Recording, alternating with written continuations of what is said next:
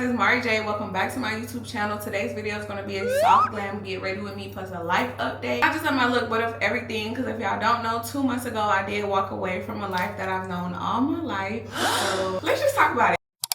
2 months ago I did move away from the United States all the way to Thailand. The transition has not been, well, I'm not going to say the transition has not been easy. It's been a very peaceful experience, but getting here is really what was the hard part. I left behind friends, family, even my boyfriend. Not because I did not love them. I just needed to choose me fully for the first time, okay? I lived in Atlanta, Georgia for a majority of my whole life, like literally for as long as I can remember. I've been living in Atlanta. Yeah, I left behind everything. I really just needed to be honest with myself and really needed to realize that I needed to heal. Sometimes when you be in survival mode, you're not thinking about how trauma has affected you or how trauma have came in your life and basically put you in survival mode. But once the survival mode instinct kind of went down a little bit, then I realized like this is actually not how I want to live. I had to be honest with myself, guys, and just really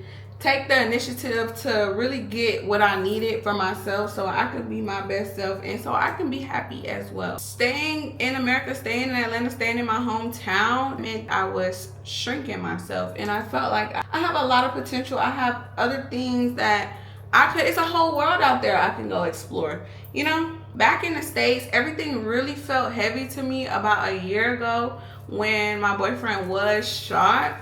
I couldn't even breathe the same way. That is a different type of trauma that people don't talk about enough. I feel like in our community, gun violence is so normal that people kind of are like insensitive to it. Like they're so used to it. It's almost like, oh, well, you know, that happened to everybody. But it's really something that's really traumatic to go through, especially in the city that you live in the city that you make money, the city that you met lifetime friends, the city you grew up in, the city that you always knew. I was like, okay, this doesn't even feel like home anymore at all. I tried to move cities and I tried to keep going, even with doing hair and everything. Like when the whole situation happened, I was really just being there for him and staying with him in the hospital. We stayed in the hospital for about 4 months. Back home, I am a licensed cosmetologist. I had my own suite, worked in a salon, went to school, everything. And I had decent clientele. But once that happened, I really had to kind of take a step back and take a break because my home was shattered. I lived with him.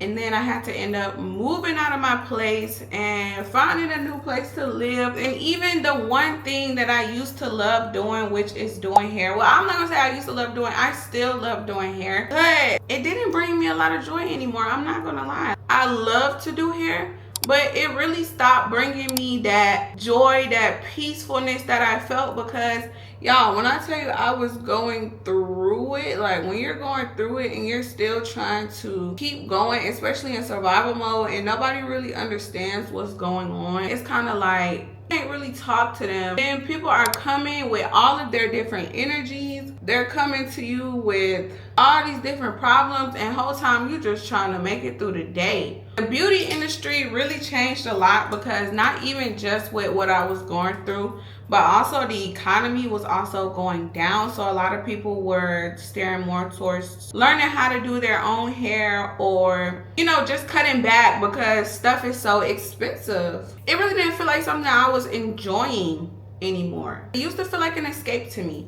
It used to be something I can go and do and it didn't feel like I was working. And that was really the best part about doing hair. Like that was what I loved the most. It's really a passion for me and I never want to get out of the hair industry. I just want to change it up to where I'm more at peace and I am more happy and I'm not overworking myself as well because it's a lot of work. Like, yeah, it's fun, but you're on your feet for 8 to 10 hours out the day doing clients back to back to back. But it just felt like it was a performance and I was not feeling that same passion that I once felt for it, you know? So I just got tired of pretending like that was what I really wanted to do because of course, you know, you gotta pay the bills. Even though I put a lot of work, a lot of sacrifice, especially when I had to actually go to school, you know, get the education, get the license, take the test, all of that. Like, that was a lot.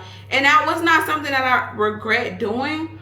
I just knew that I wanted something different out of it. I didn't want to keep that same setup that I had. I packed up everything and I came to Thailand with a suitcase and a prayer, y'all. Literally, I moved to Thailand without even visiting first. First of all, I came to Thailand without visiting. I didn't really have a plan. I just knew I wanted peace. And I'm not gonna lie, it was some media influencers that kind of opened up the door that made me like, oh, this looks like a nice place.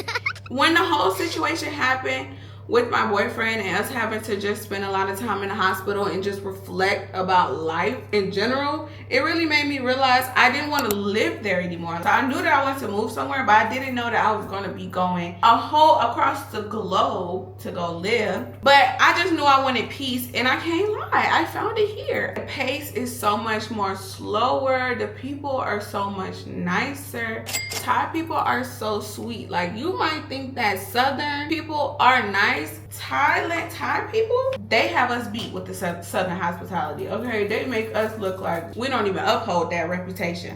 But I just didn't want anybody to feel like I was leaving them or I was abandoning them in a way, because I wanted to make a decision that was going to be good for my well-being and my mental health and my overall growth and personal development. But with that being said, yes, I'm definitely not the same person that I used to be. And I feel like that's okay, because she carried me all the way through all those hard things.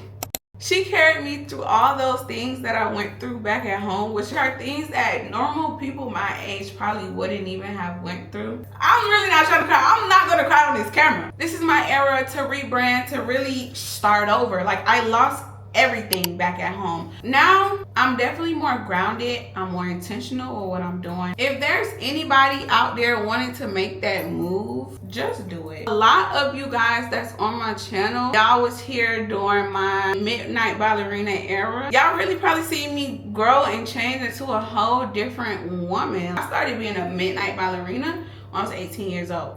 I'm 22 years old and I have not been dancing for almost a year now. This is the rebrand. New season of everything. This is not that anymore. This is not the naive little girl that's just having fun and making money and not really having any depth. I hope that y'all can come on this journey along with me, this growth journey, because again, I am only 22 years old, so I do have a lot of growing and a lot of learning to do. I do want to say, if you was watching me from before and you're still watching me in this new era that I'm in, I love you and I appreciate you so much. I do want to take y'all along with me and just share this whole journey, just everything with y'all. I will be consistently posting on YouTube. I'm not doing the old stuff that I used to do, posting here and there every month. I will be posting 2 videos a week.